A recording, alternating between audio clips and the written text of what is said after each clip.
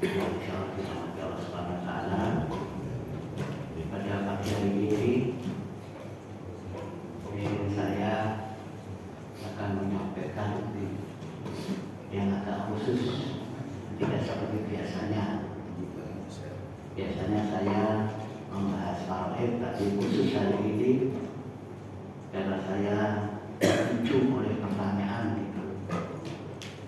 Tadi malam itu di lingkungan kami ada rapat PHBI. Saat PHBI hari raya adalah saya itulah.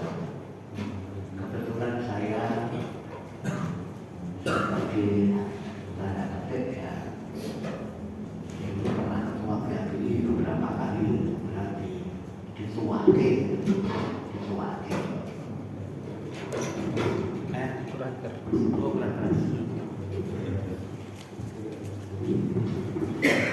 Ini lebih mantap. Tadi sebagai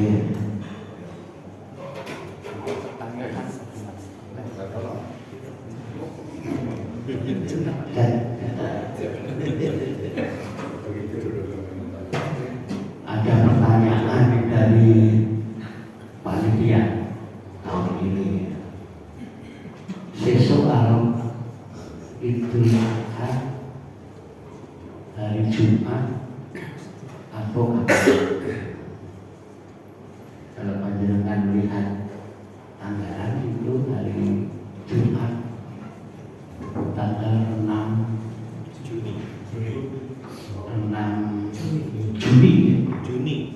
Juni itu bertepatan dengan tanggal 10 Zulhijjah. Kemudian di tanggal itu ada tulisan hari raya Idul Adha. Maka panitia di tempat kami PHBI sudah siap-siap. Kemarin ada saling tanya itu, kan belum bisa, belum rupiah, masih nunggu nanti. Itu naskahnya hari Jumat apa? Maka Bapak Ibu sekalian, topik hari ini saya sampaikan tentang topik yang namanya khilafiyah atau ikhtilaf. Itu ada di dalam agama kita, ada fikih ikhtilaf atau fikih khilafiyah. Nah, Ibu Bapak sekalian, sebelum nanti saya menjawab ke situ, karena ini nanti kan ada ikhtilaf. Kalau misalnya kita mengambil hari Jumat, berarti puasa Arafahnya hari Kamis. Kalau nanti sisanya ternyata tidak Jumat, rupiahnya ternyata Kamis belum bisa dilihat, gitu? Berarti hari rayanya hari Sabtu kalau ditambah. Kalau hari rayanya Sabtu berarti Arafahnya hari Jumat. Nah, sebelum kesana dulu sekalian, ini saya pernah dapat kajian itu di pembahasan itu ya. Dulu bagus sekalian persoalan. Jadi khilafiyah itu perbedaan pendapat para fuqaha, tapi semuanya punya dasar. Ada sebagai contoh ya sekalian, saya boleh tidak menyinggung sana musik, tapi kita betul-betul mengaji ya.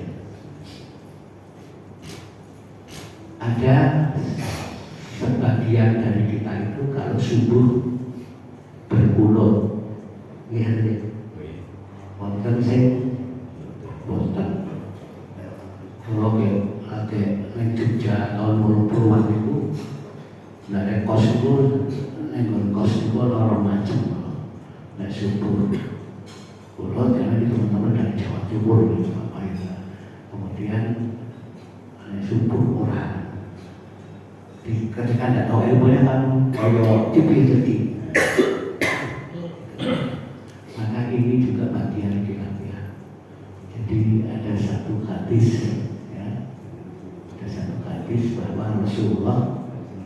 itu berkunut, membaca kunut selama 30 hari tiap sholat. Nah, kemudian para sahabat kan waktu itu kan banyak ya, dan datang dari sana mas nanti itu melihat itu kalau subuh berarti ada kunut.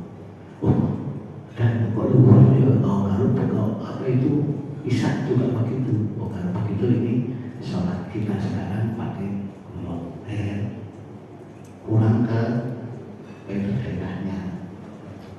Ada yang ikuti ke situ ternyata kok setelah 30 hari biasa haji.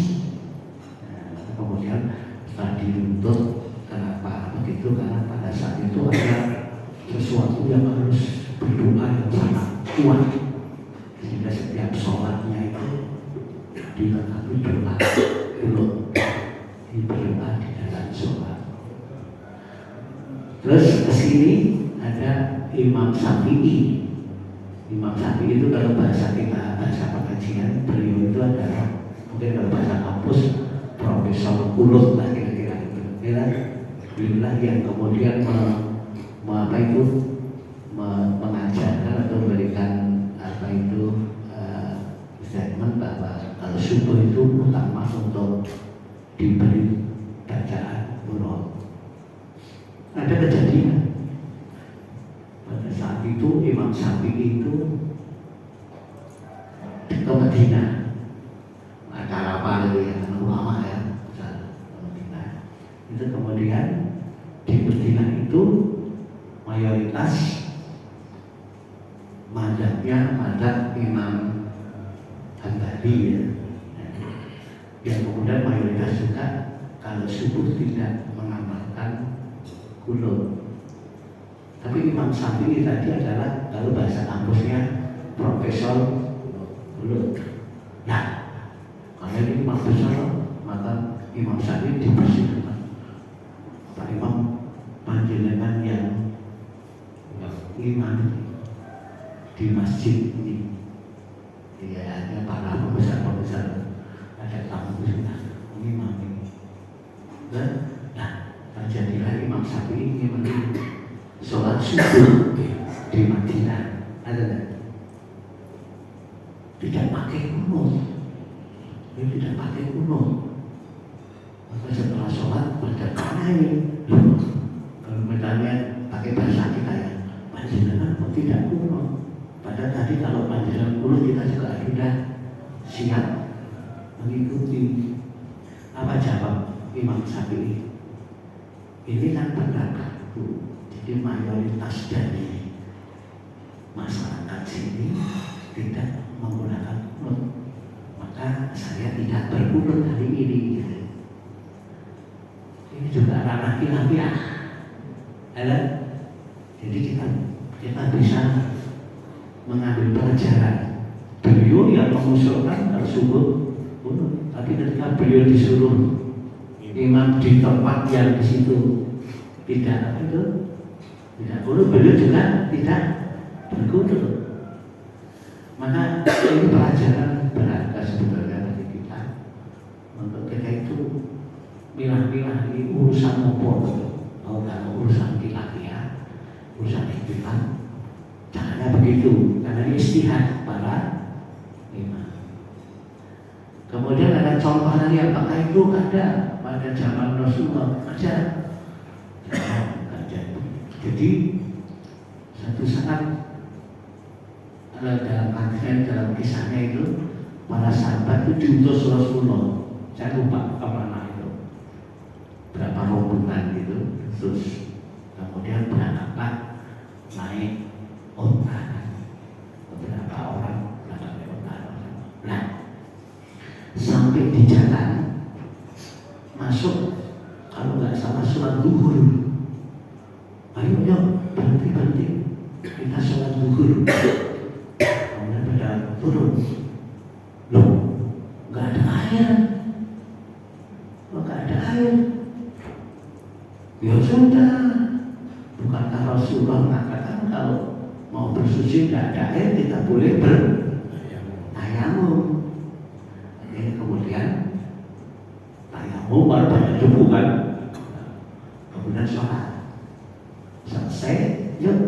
lanjut jalan lagi. Kalau nggak salah di kisah itu sholat zuhur. Kalau sholat zuhur itu kan, nah sekarang itu kira-kira jam 11:30 ya. Nanti sampai kapan waktunya? Sampai menjelang asar, cukup panjang ya. Nah, jadi ketika sudah tayamum, sudah sholat zuhur, terus kemudian melanjutkan perjalanan. Wah, kalau kok di jalan, ada air. Ini ada air ini. Ayo turun, berhenti. Kita berwudu, kita sholat lagi.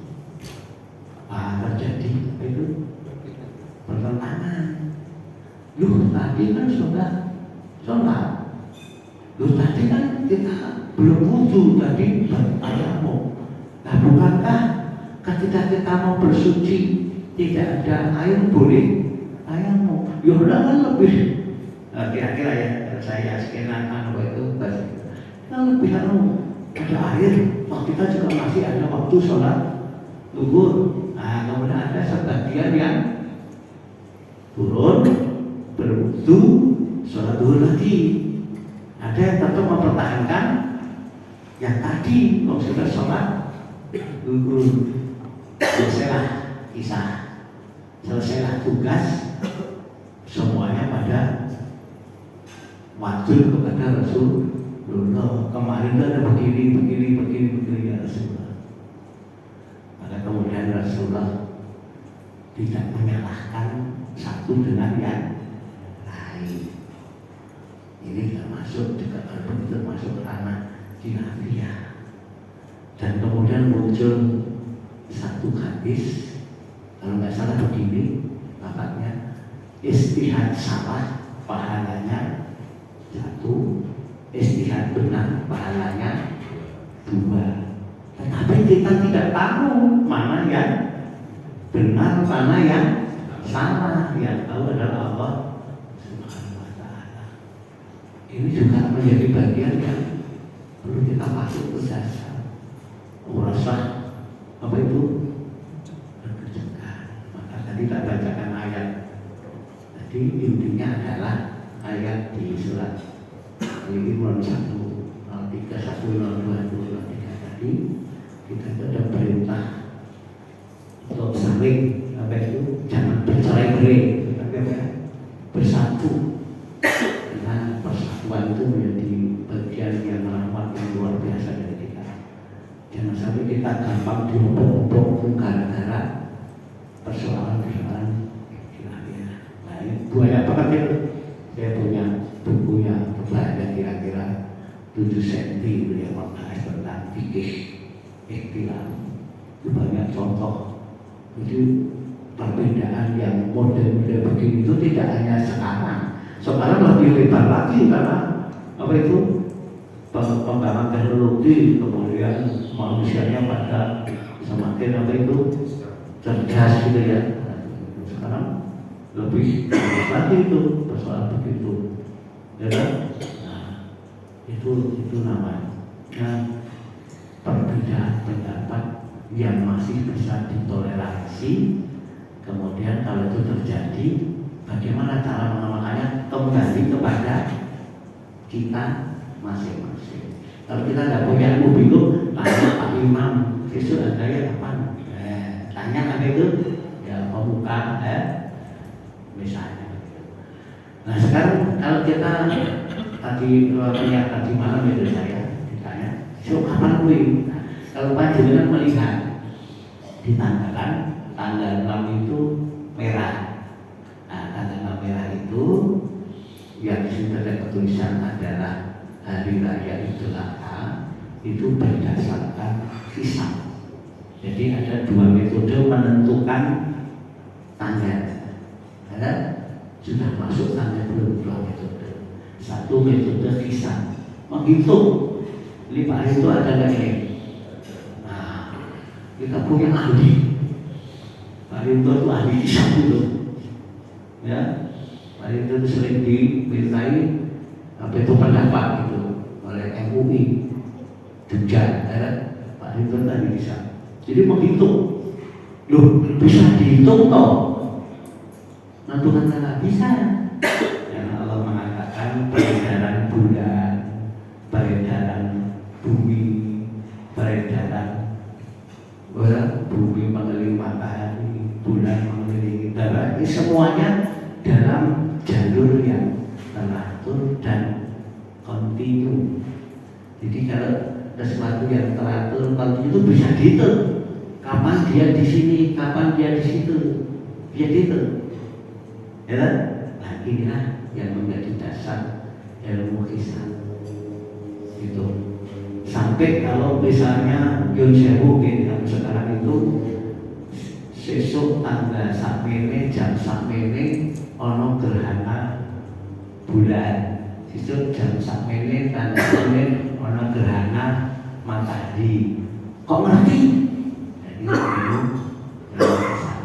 ya, karena peredaran yang teratur dan jalurnya nanti kapan dia pas satu garis mataharinya dan bulan dan bumi sehingga siji nutupi yang lain, nah terjadi gerhana. Ini bisa dihitung, namanya ilmu bisa. Sehingga kemudian yang di tanggal 6 tadi berdasarkan bisa, ya, bisa. Terus nanti yang kedua, cara menentukannya dengan melihat bulan ini kita urut. Bahasa kita itu hilal ya. Hilalnya sudah muncul belum, ya, gitu ya. Nah, itu dengan ru'yah namanya. Nah, ibu bapak, saya mencermati hitungan dari metode hisab itu. Kalau Pak Ito ada itu bisa menjelaskan ya. Itu kalau tidak salah masih kurang 2 derajat. Tetapi sudah masuk itu, sudah masuk. Karena kalau kemudian 1 hari kan berapa derajat, jadi kita sudah masuk tanggalnya. Nah, secara ilmiah kalau keadaannya masih di bawah 2, bahkan 3, itu didelok sangat sulit,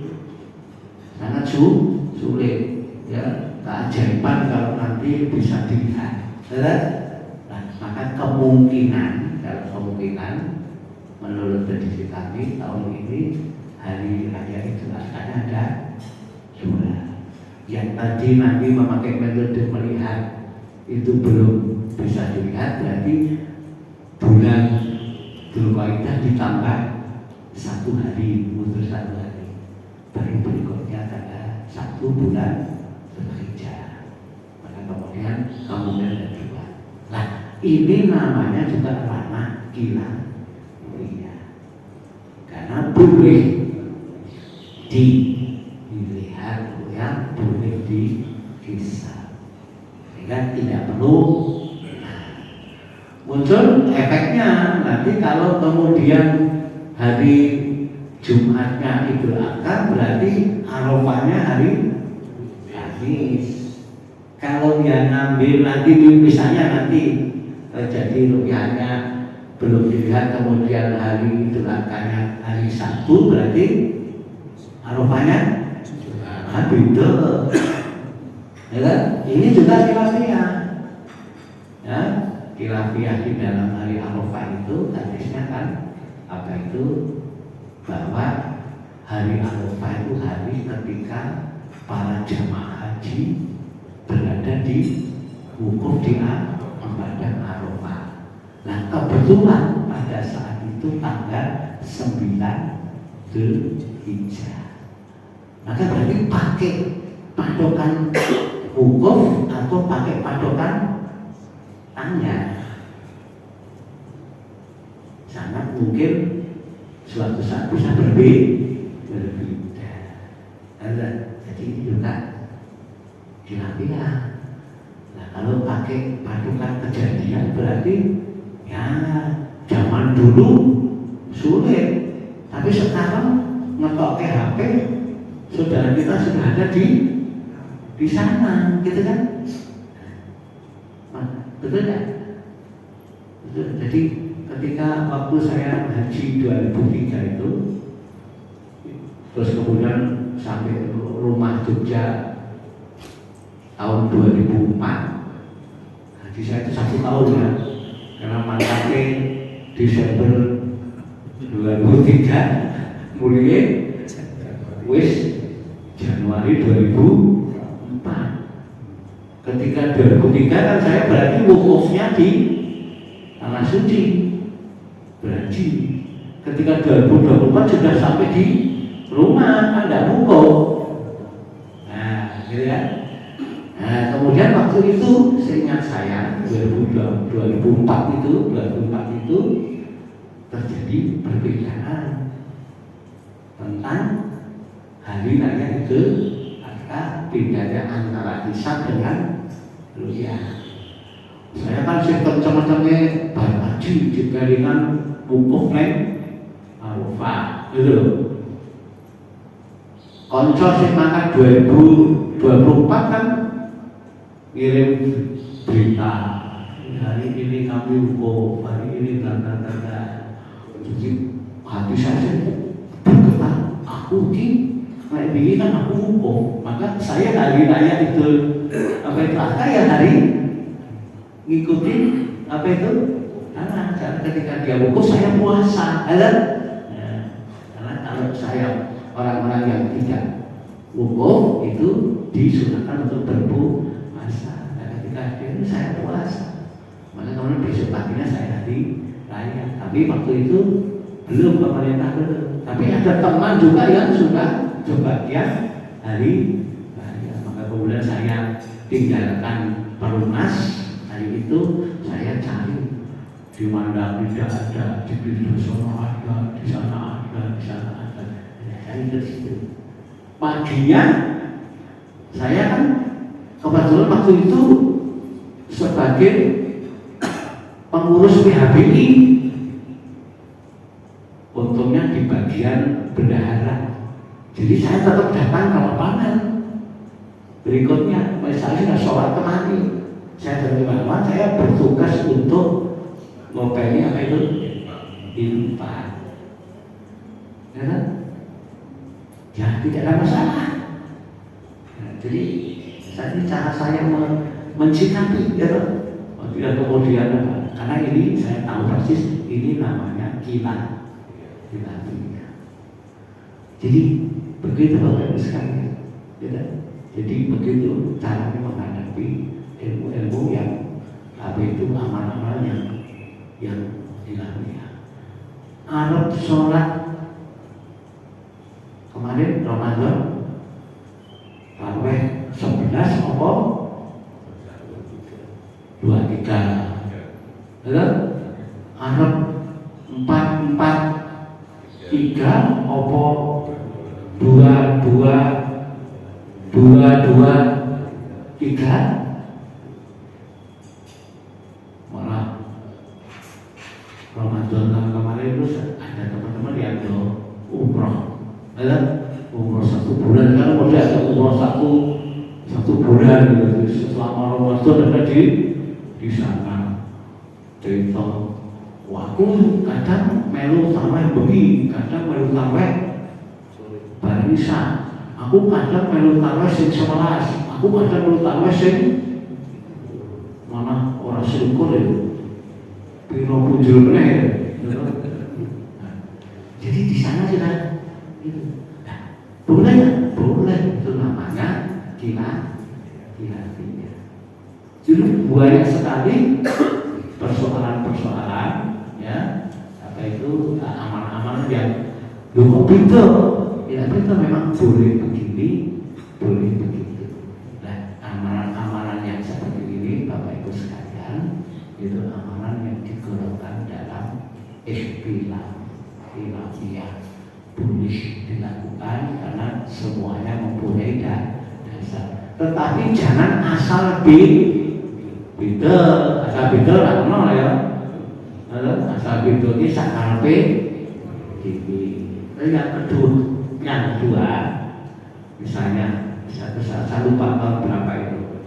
Saya dengan anak-anak saya itu beda. Saya ngambil yang ini, anak saya ngambil yang itu. Nah, ngambil yang ini posone 29. Nek ngambil yang ini posone 30. Lah saya itu arep urip. Wis ning awal ngambil sing 30, lah wis ngambil sing 29 terus hari kan to. Lupa mau wis hari ya dia aku. Mantep ya ini. Mana aku kali ora karena kuwi jenenge kowe arep uri-urian ya to, kok iki ngarep wis cacing ngambil ini kok bareng itu belok kan. Jadi artinya guyon kan. Jadi artinya apa? Ini boleh, ya kan? Ini boleh. Jadi Bapak Ibu sekalian, inilah yang kemudian ini perlu saya sampaikan begitu. Jadi kalau di masjid kami, di Masjid Majidin itu beberapa saat dulu saya juga sampaikan topik ilahiyah. Jadi diberikan di kultum pagi, dan setiap subuh ya kita 10 menit terus itu tak bacakan bukunya itu. Dalam rangka tujuannya apa? Jamaah kami, lingkungan kami biar orang gampang di apa itu diadu. Adalah perkara-perkara yang sifatnya amalan yang memang boleh ada perbedaan pendapat di dalam mengamalkannya, tetapi tidak asal beda. Yang satu juga ada pegangan, yang lain juga ada pegangan yang semuanya bisa di apa itu pilih. Maka kemudian kesimpulannya Bapak Ibu sekalian, kalau ada model amalan-amalan yang masuk ke ranah kilatian, maka kemudian caranya dikembalikan ke kita, dan kita tidak boleh menyamakan satu dengan yang lainnya. Maka inilah kemudian kita jaga satu kerukunan ukhuwah. Ada bahkan ini satu terakhir contoh almarhum Ustadz kami yang saya sering banyak ngambil ilmunya dari beliau secara langsung. Waktu itu begini, disuruh ngisi jadi khotib, ya, jadi khotib hari raya. Saya lupa itu hari raya Idul Fitri atau Idul Adha, kita hari raya Idul Fitri mungkin. Ya. Nah, maka kemudian terjadi perbedaan lah. Nah ini saya juga waktu itu juga menjadi khotib, gitu kan. Nah, kemudian, loh, aduh, ternyata besok belum hari raya. Padahal kita sudah nyanggupi jadi khotib, ya? Jadi khotib, ya? Gimana ini? Nah, kemudian Ustadz saya waktu itu ternyata tetap kerso jadi khotib. Nah setelah itu tak tanya, tak, ya kan berarti posone maju, ya? Ya. Di bahasa dakwah dia menggunakan kayak apa? Imam Syafi'i. Imam Syafi'i. Jadi ketika beliau disuruh ngimami sholat subuh, beliau tidak mengamalkan apa yang menjadi catatannya. Nah ini maka dalam bahasa dakwah ternyata begini itu saya lebih mengutamakan apa itu masyarakat jamaah di sini. Jadi kemudian Ustaz saya waktu itu di Kerson juga jadi khotib. Nah kalau jadi khotib kan mestinya dia sudah tidak berpuasa. Saya tidak, berarti tidak. Kenapa saya tidak? Udah, aku sudah dilayani. Jadi artinya itu dari tanah dakwah juga bisa dimanfaatkan tentang apa itu tadi adanya kita. Nah itu Ibu Bapak sekalian tambahan yang benar ini kapasitas intermezzo pagi hari ini. Sebelum jauh saya belum menuliskan topik panelnya, tapi tadi tak semari tentang kilafiyah karena terpicu dengan pertanyaan-pertanyaan. Jadi penting untuk disampaikan. Kalau urusan ilmu hisab, ilmu ruqyah itu Pak Dirto lebih paham dari saya, karena beliau bisa menghitung, beliau bisa menjelaskan. Bahkan kalau dia nampilkan misalnya ini tanggal berapa, bulannya di mana, beliau sangat ahlinya. Bapak Dr. itu ya, yang kita di jamaah kita ini.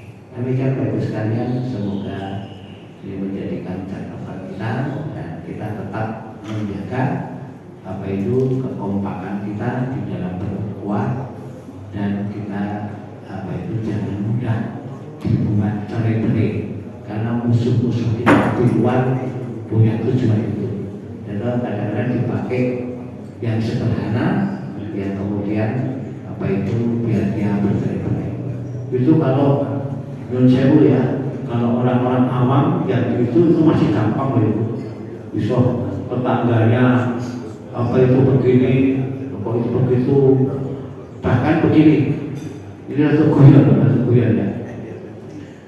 Saya pernah dakwah di Roso dengan Ustaz juga waktu itu di Roso pinggir, ditanya panjenengan Islam apa, panjenengan agamanipun apa?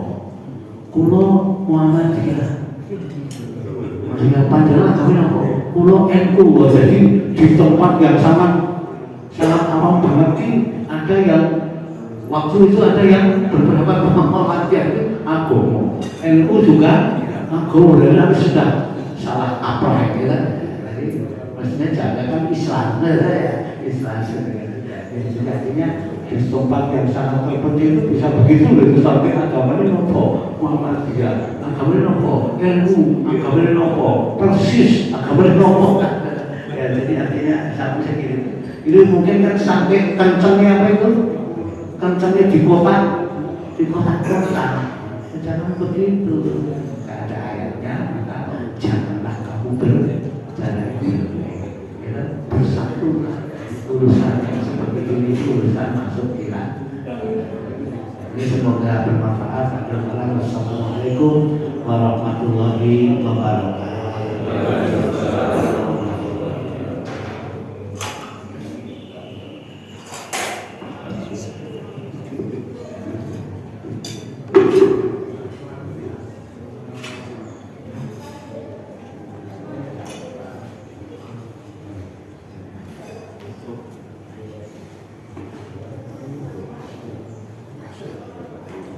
Thank you.